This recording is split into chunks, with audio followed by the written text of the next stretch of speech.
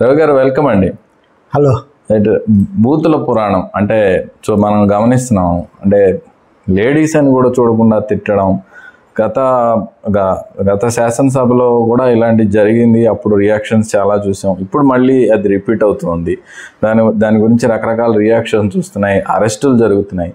అరెస్టులు జరిగితే కూడా ఇవి బూటకపు అరెస్టులు అంటున్నారు. ఓవరాల్గా ఎలా చూడాలి ఈ అంశాన్ని? అంటే ఖచ్చితంగా మన రాజకీయ వ్యవస్థలో అసలు సమాజ పరిస్థితుల్లో నెలకొన్నటువంటి విశ్వాస రాహిత్యాన్ని, విలువలు లేకపోవటాన్ని ఇది సూచిస్తుంది. గతంలో చంద్రబాబు నాయుడు సత్యమణిని అన్నప్పుడు అందరూ కూడా దాన్ని ఖండించారు. కానీ అప్పుడు అధికారంలో ఉన్న ముఖ్యమంత్రిగా జగన్మోహన్ రెడ్డి దాన్ని ఖండించలేదు. ఆ మాట్లాడిన వాళ్ళని చర్య తీసుకోలేదు. పైగా దాన్ని కొంచెం అప్పుడు నవ్వుతూ కనపడ్డారు. రెండవది, మా వాడు సభలో అలా మాట్లాడలేదని నిరూపించడానికి మొన్న కూడా తమ్మినేని సీతారాం మాజీ స్పీకర్ ప్రయత్నం చేశారు. బహుశా వైఎస్ఆర్ పార్టీని తీవ్రంగా దెబ్బతీసిన విషయాల్లో అది ఒకటి. ఇప్పుడు వల్లభనేని వంశీ కూడా కేసులు, వేరే కేసులు, ఇది కాదు, ఆయన తిరుగుతూ ఉన్నారనుకోండి. దాదాపు ఒక ఏడాది కొత్త ప్రభుత్వం వచ్చి ఒక 10 నెలలు అయిపోయిన ఈ సమయంలో ఇప్పుడు మాజీ ముఖ్యమంత్రి, అప్పుడు చంద్రబాబు మాజీ ముఖ్యమంత్రి జగన్మోహన్ రెడ్డి భార్య వైఎస్ భారతిని గురించి తెలుగుదేశం సోషల్ యాక్టివిస్ట్ కూడా ఆ చేబ్రోల్ కిరణ్ అనే అతను దాదాపు అదే భాష, అవే విషయాలు. ఓకే. కాకపోతే అతను శాసనసభ్యుడు కాబట్టి ఒక విధంగా మాట్లాడితే ఇతను ఇంకా సూటిగా, ఇదివరకు కూడా ఇలాంటివి మాట్లాడడం, తిట్టడాలు ఇవన్నీ జరుగుతున్నాయి.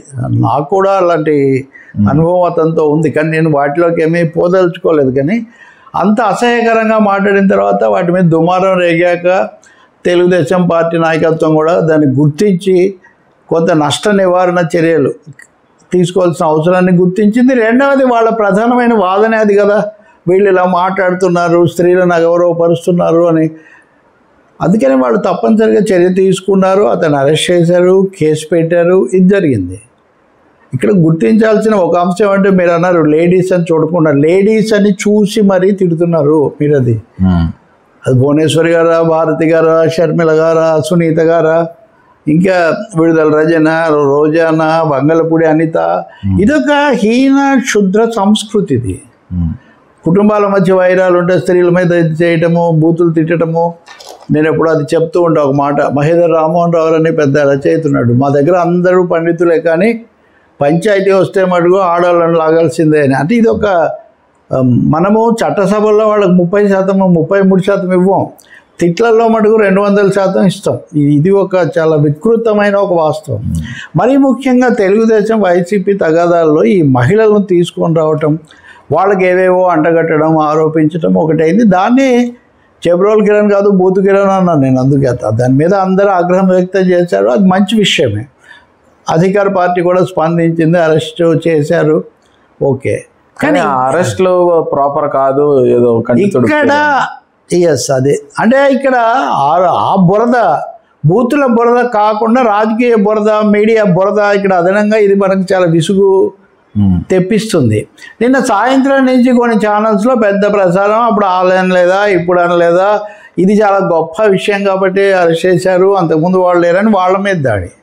మరి వాళ్ళు ఏమన్నా హర్షిస్తున్నారా అంటే, వాళ్ళేమో ఇదంతా నాటకం, బూటకం కాపాడడానికి ఏదో చేస్తున్నారు, దొంగ నాటకం ఆడుతున్నారని వాళ్ళు దాని మీద దాడి. నా బాధ ఏంటంటే, అప్పుడు ఇప్పుడు కూడా మహిళలు గౌరవం, ఇది తప్పు, ఇలా జరిగి ఉండకూడదు అనేది నాయకులు చాలా గౌరవంగా ప్రకటిస్తే ఎంత బాగుంటుంది. ఇద్దరు కూడా అది జరగడం లేదు ఇక్కడ. అది మరుగున పడిపోయి రాజకీయ ప్రయోజనం, దేనివల్ల ఎంత మైలేజీ. ఉదాహరణకు అప్పుడు బూతులు తిట్టినప్పుడు వచ్చిన సానుభూతి, ఇప్పుడు సానుభూతి రాలేదే, ఇప్పుడు ఈయనకు సవాళ్లే వస్తున్నాయి. ఎందుకు అంటే దాన్ని ఎలా వ్యవహరించారు. ఇప్పుడు ఉదాహరణకు వైసీపీ వాళ్ళ ఓవర్ యాక్షన్ కూడా ఉంది. గోరెంట్ల మాధవ్ అని ఆయన ఉన్నాడు. ఆయన గతంలో ఆయన చేసిన నిర్వాకాలు అవన్నీ వికృతాలు అందరికీ తెలుసు. ఆయన ఇప్పుడు ఆ పార్టీకి కీలక పదవి జగన్ ఇచ్చారు. ఆయన మాజీ పోలీస్ అధికారి కూడా.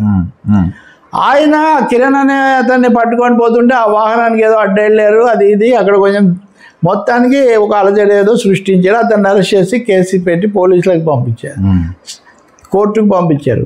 ఇక్కడ ఏంటి జరిగింది అంటే, మళ్ళీ అసలు సమస్య కాస్త హైజాక్ అయిపోయి మహిళల గౌరవం అని.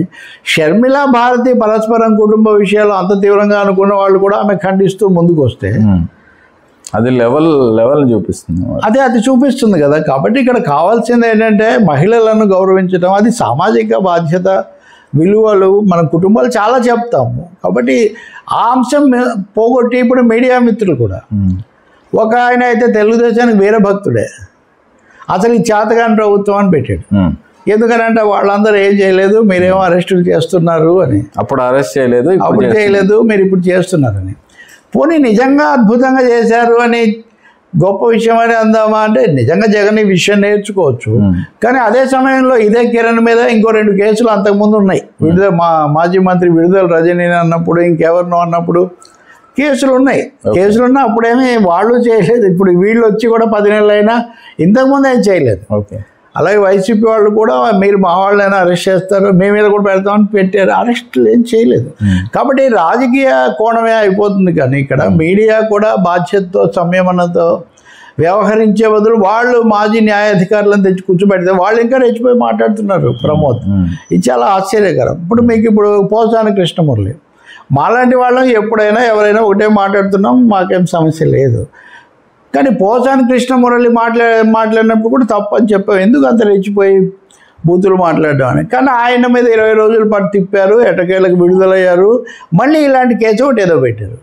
పెడితే నిన్న ఆంధ్రప్రదేశ్ హైకోర్టు తీవ్రంగా స్పందించింది. తప్పు పోస్టులు పెడితే ఆ మేరకు మీరు చర్య తీసుకోండి, కానీ బిఎన్ఎస్ సెక్షన్ 111(31) కింద మీరు ఈ కేసులు దాని కిందికి రావు అని ఎన్నిసార్లు చెప్పినా మీరు ఎందుకు పెడుతున్నారు? ఓకే, మీరు కోర్టును ధిక్కరిస్తున్నారు, కావాలని ఇవన్నీ చేస్తున్నారు అని చాలా ఆగ్రహించింది. ఈ మధ్యన సుప్రీంకోర్టు కూడా ఉత్తరప్రదేశ్ పోలీసుల మీద ఇలాగే, మీరు సివిల్ డిస్ప్యూట్స్ను లేదా వేరే కేసులను క్రిమినల్ దీంట్లోకి తీసుకొస్తున్నారని. కాబట్టి ఇక్కడ మహిళల గౌరవం మీద ఉండాల్సినటువంటి ఫోకస్, అలాగే ఈ అసభ్యమైన లేకపోతే హీనమైన పద్ధతుల మీద, బూతుల మీద ఉండాల్సిన ఫోకస్ కాస్త మళ్ళీ పక్కదోవ పడుతుంది. ఆ విషయంలో ప్రధాన పార్టీలు ప్రత్యేకమైన శ్రద్ధ వహించాల్సి ఉంటుంది. అధికార పక్షం కూడా వాళ్ళ అధికారం, అన్ని హక్కులు వాళ్ళ దగ్గర ఉన్నాయి కాబట్టి హైకోర్టు చెప్పింది కూడా దృష్టిలో పెట్టుకొని ఎప్పుడు ఎలా చేయాలన్నది చూడాలి. మామూలు చట్టపరమైన తప్పులు, రాజకీయమైన తప్పులు వేరు, ఇతరమైన ఇవన్నీ బురద వేరు. దీని నుంచి మన సమాజాన్ని కూడా బయటికి లాగాలి. ఎందుకంటే చివరిలో నేను చెప్పేది, యువత పత్రికలు చదవటము లేదా అవన్నీ ఇప్పుడు పెద్దగా లేవు, తగ్గిపోయింది. వాళ్ళు ప్రధానంగా సోషల్ మీడియా మీద ఆధారపడుతున్నారు. మరి అటువంటిప్పుడు అది ఈ విధమైనటువంటి పరిస్థితిలో విషవాలయంలాగా మారితే వాళ్ళ మీద పడే ప్రభావం ఏంటి, వాళ్ళకి చేరే సంకేతం ఏంటి, అది చాలా కీలకం. Right sir.